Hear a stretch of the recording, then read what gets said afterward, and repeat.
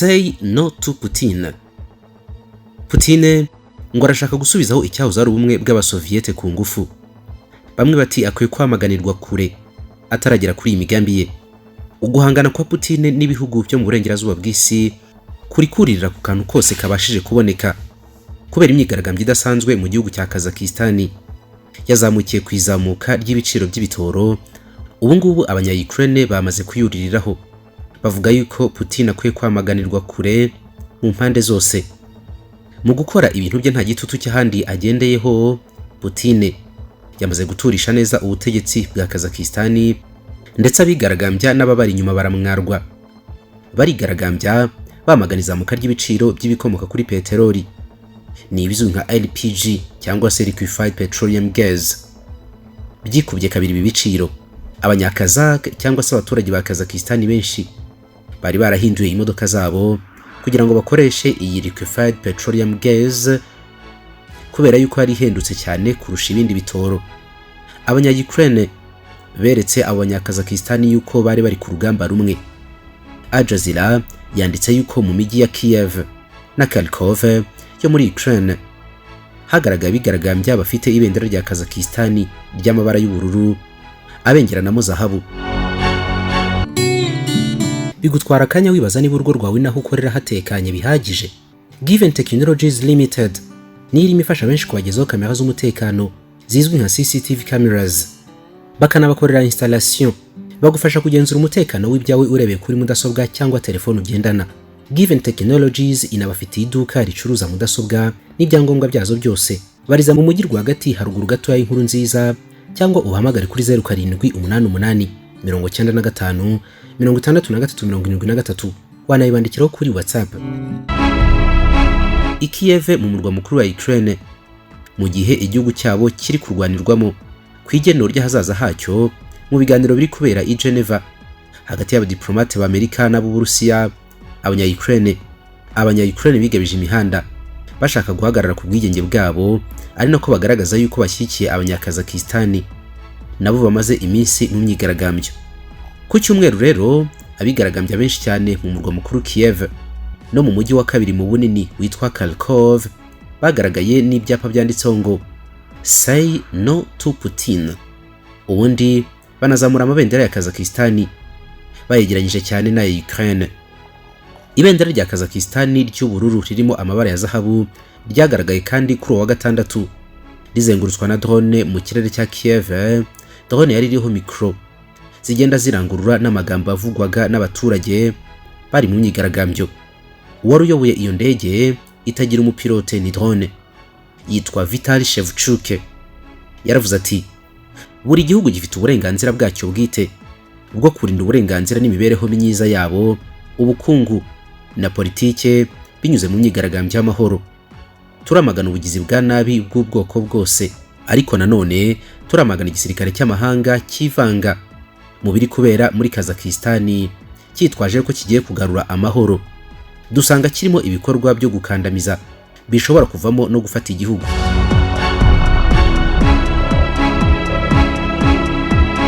Ibyo ngibyo byaje nyuma y'imyigaragambyo ihutaza cyane yatangiye ku itariki ya 2 y'ukwezi kwa mbere 2021 kubera izamuka ry'ibikomoka kuri peteroli.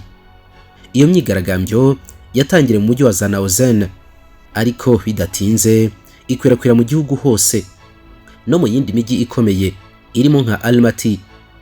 Imyigaragambyo yatumye abantu 164 babura ubuzima, naho agera ku 2,000 barakomereka, abandi 6,000 batabwa muri yombi barara mu nzu z'imbohe. Ubwo imyigaragambyo yari gufata indi ntera, Bwana Vladimir Putin yohereje muri iki gihugu abakomando bamanukira mu mitaka ngo bahoshe imyigaragambyo, ndetse ubu ngubu aba bakomando ba Putin bamaze no gusubiza igihugu ku murongo. N'ingabo zoherejwe hakurikijwe amasezerano yo guharanira umutekano mu bihugu byiganjemo ibyahoze mu cyitwa Repubulika Zunze Ubumwe z'Abasoviete, The Collective Security Treaty Organization. Amasezerano muri uwo muryango arangajwe imbere n'Uburusiya. Ubundi nanone uwo muryango ukabamo ibihugu nka Belarus, Tajikistan, Armenia, Kyrgyzstan na KAZAKISTAN. Amategeko yawo avuga yuko mu gihe igihugu kimwe muri ibi ngibi cyenderejwe cyangwa se kigize ibibazo by'umutekano, ibindi bihugu nabyo bihita bifatiye mbere bikajya gutabara. Ni nkuko tubona OTAN yo mu burengerazuba bw'isi, abasirikare 2500 nibo boherejwe, barimo nabo ngabo bavuye mu Burusiya bamanukira mu mitaka. Ubu ngubu abo ngabo mu Burusiya nibo barinze ibikorwa remezo bikomeye cyane, nkuko Minisiteri y'Ingabo mu Burusiya ibitangaza.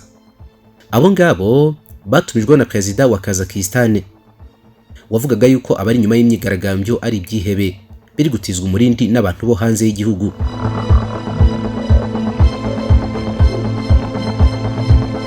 Kubera ibyo Burusiya bwakoze, kunenga kwinshi guturutse ku batavuga rumwe na guverinoma ya KAZAKISTAN bashyigikiwe n'abantu bo mu burengerazuba bw'isi, batangiye gushinja Uburusiya gufata ikindi gihugu gutyo mu minwe. Mukhatari Abalyazov ni umunyakazakistani wahoze ari ministre, ariko bikaza kurangira agiye mu batavuga rumwe n'ubutegetsi. Yaburiye yuko Perezida Vladimir Putin agiye gushora igihugu cya Kazakistan mu kintu kimeze nk'icyahoze ari ubumwe bw'abasoviete, mu gihe ibihugu byo mu burengerazuba bw'isi ngo byaba nta kintu bikoze, babitewe n'ibitekerezo byabo birwanya Vladimir Putin. Abanya-Ukraine basanze bahuje n'abanya-Kazakistan impamvu zo kwihagararaho. Umunya-Ukraine wundi witwa RWA, umwe mu bari mu myigaragambyo, yaragize ati: umunyagitugu Putin arashaka kongera kubaka Repubulika Zunze Ubumwe z'Abasoviete ku ngufu, agomba guhagarikwa. Twebwe abanya-Ukraine tuzihagararaho mpaka twanga abashaka gufata igihugu cyacu ku ngufu. Turahamagarira abantu bo mu burengerazuba bw'isi guha gasopo Putin no kwanga uyu mugambi we mu maguru mashya. Ubu ngubu umuntu uyoboye ibikorwa bya The Collective Security Treaty Organization muri Kazakistan ni Komanda Andrew Seldukov. Uyu nguyu ni Umurusiya. Ibi ngibi byongeye kongera inkeke nyinshi muri Ukraine ndetse n'ahandi henshi ku isi, kubera yuko nyine uyu mukoloneli generale w'Umurusiya ni nawe wayoboye ingabo zafashe agace ka Crimea kometswe ku Burusiya mu 2014 kamboye Ukraine. Yongeye kandi kuyobora ibitero byinshi mu bice bya Donbass, ahari ibirindiro by'abitandukanije na guverinoma ya Ukraine bagashyigikirwa n'Uburusiya. Kuva kuwa mbere w'icyumweru gishize, abadiplomate ba Leta Zunze Ubumwe za Amerika n'Uburusiya bari mu biganiro i Geneva na Brussels mu Bubiligi. Byitezwe yuko ibyo biganiro ari byo bishobora gusobanura neza ibijyanye n'umubano wa OTAN n'Uburusiya, nubwo ari ibiganiro bishingiye ku mwuka mubi, cyane cyane guhanganisha impande zombi muri Ukraine. Iki gihugu cya Ukraine byitezwe yuko hari ibiganiro bigera kuri 3 kizahezwamo. Ibyo ngibyo byatumye mu bantu bamwe haza imvugo zo kwamagana ibyo biganiro. Baragiraga bati: nta myanzuro irebana na Ukraine itazagiramo uruhare. Mu bavuze ibyo ngibyo harimo wahoze ari minisitiri w'ububanyi n'amahanga wa Ukraine Dmytro Kuleba.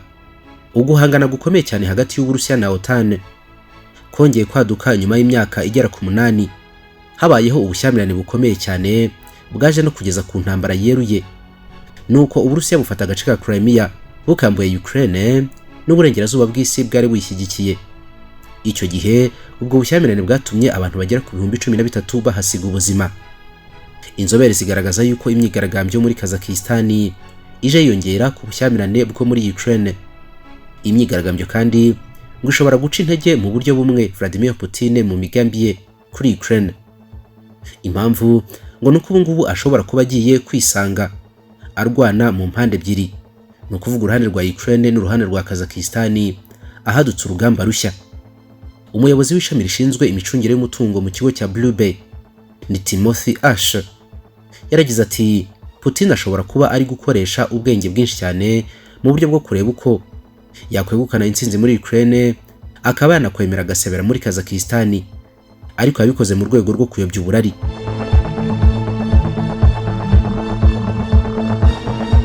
Perezida wa Leta Zunze Ubumwe za Amerika ni Joe Biden ashobora gufata ibiri kubera muri Kazakistan mu ndorerwamo yo guca intege Putin, bityo impande zombi mu bwihisho bwazo ngo zizagenzura uburyo zababazanya, buri ruhande rushaka kubabaza urundi.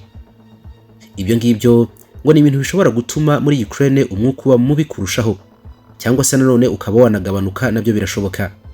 Leta Zunze Ubumwe za Amerika zimaze iminsi zivuga yuko Uburusiya bwarunze ingabo nyinshi hafi y'umupaka wa Ukraine, aho zishobora kuba ziri mu myiteguro yo kwigarurira Ukraine binyuze mu ngufu za gisirikare. Ibyo ngibyo byatumye Leta Zunze Ubumwe za Amerika na Ukraine bizamura cyane imikoranire mu by'ubutasi n'umutekano. Mu gihe Moscow yabikoze igikorwa cya gisirikare kiyinjiza muri Ukraine, abategetsi ba Washington nabo ngo biteguye neza guhita bayishoraho umuriro, bawushora ku Burusiya nyine. Bitaba ibyo ngibyo bakayishyira mu bihano bikakaye by'ubukungu, byakubita hasi Uburusiya ku buryo bugaragara, ndetse bigahita byinjira mu ntambara yo gutabara Ukraine bifatanyije n'inshuti zabo zo mu Burayi, kimwe n'umuryango wo gutabarana wa OTAN.